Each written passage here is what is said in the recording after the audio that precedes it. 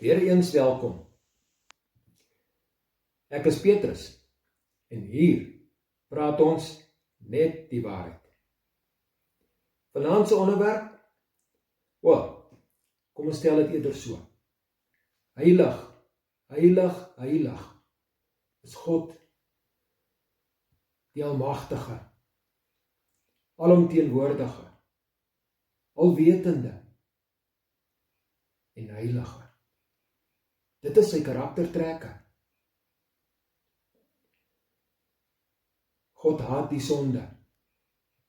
Ons as mens kan nie in sy teenwoordigheid kom nie, want ons is vleeslik, aards, natuurlik. Ons is uit hierdie aarde gemaak en ons natuur streef na sonde. Dit is hoe ons gemaak is. Maar ons siel is ook so gemaak om na God te strewe. Maar daar's 'n probleem, ons kan nie so na God toe gaan nie.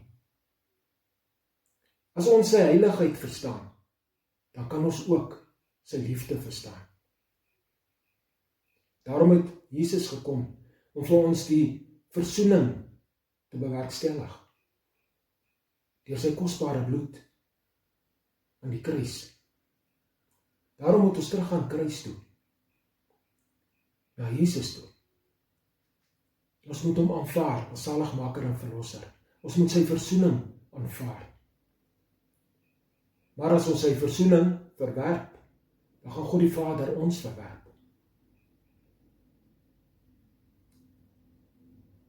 En dis 'n ernstige saak. Dit is waaroor die hele evangelie gaan.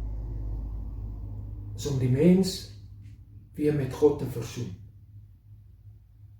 En dis hoekom hy sy seun gestuur het. So ek wil julle aanmoedig om selfondersoek in te stel en na God te soek, na Jesus te kom, wat vir ons reeds die weg gebaan het. Dis al wat hy sê, kom na my toe, almal wat vermoeid en belas is, en ek sal jou rus gee. Dis hoe lief God die Vader ons gehad het, om sy seun vir ons op te offer. En Jesus was bereid om dit te doen. Nou moet ons vandag net bereid wees om dit te aanvaar. Daai groot geskenk. En dis 'n fantastiese groot geskenk. Julle is duur gekoop met Jesus se bloed.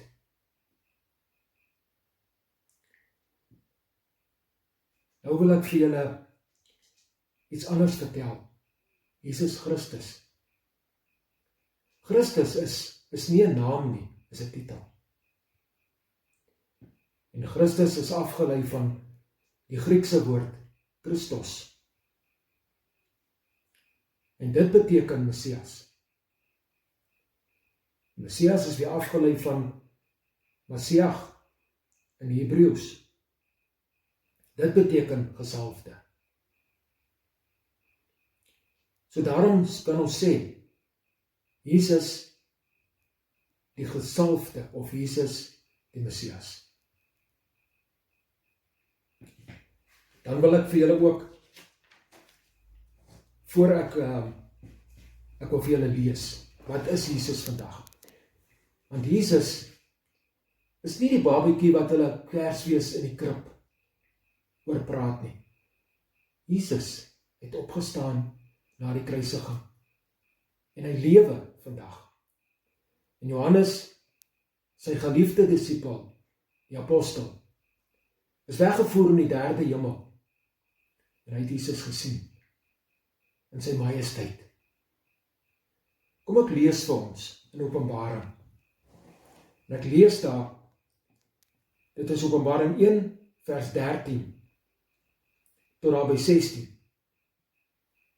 En tussen die 7 kandelare, een soos die seun van die mens, met 'n kleed aan, wat tot op die voete hang, en gegord om die bors met 'n goue gordel. Sy hoof en hare was wit, soos wit wol, soos sneeu, sy oë soos vuurvlam, en sy voete soos blink koper, wat gloei soos in 'n oond, sy stem soos die stem van baie waters. En in sy regterhand het hy 7 sterre gehad, en 'n skerp, tweesnydende swaard het uit sy mond uitgegaan. En sy aangesig was soos die son, wat skyn in sy krag. En dit laat my dink aan die nuwe hemel en die nuwe aarde, waar Openbaring ook sê, daar gaan nie 'n son wees of 'n maan wees nie. Jesus gaan dit wees. Sy gesig skyn soos die son. Daar gaan nie meer 'n dag en 'n nag wees nie, net dag. 'n wonderlike tyd om na uit te sien. En julle weet, ek het ook gelees van 'n man, Martyn Lloyd Jones. Hy is 'n mediese dokter, maar ook 'n predikant, daar in Engeland. Hy is gebore in 1899 en gesterf in 1981, 81 jaar wat hy gelewe het. En hy het 'n sêding gehad, en ek haal dit aan. Man is at his greatest and highest when upon his knees he comes face to God. En dit het my ook laat dink aan 'n ander ding wat ek altyd sê, wat ons geleer het in die sonnaarskool, is 'n bevestiging. Lees jou Bybel en bid elke dag. En jy sal groei. So ja, dit is my boodskap vir julle vandag. Ek hoop julle verstaan wat is heiligheid. En gaan lees vir julle self Openbaring 4, waar Jesus praat, of waar hulle die hemel voorstel, van hoe dit gaan rondom die troon. En daar staan heilig. En ook Jesaja 6. Gaan lees vir julle self, dan sal julle sien wat is heiligheid. So bly in die waarheid, en blessings.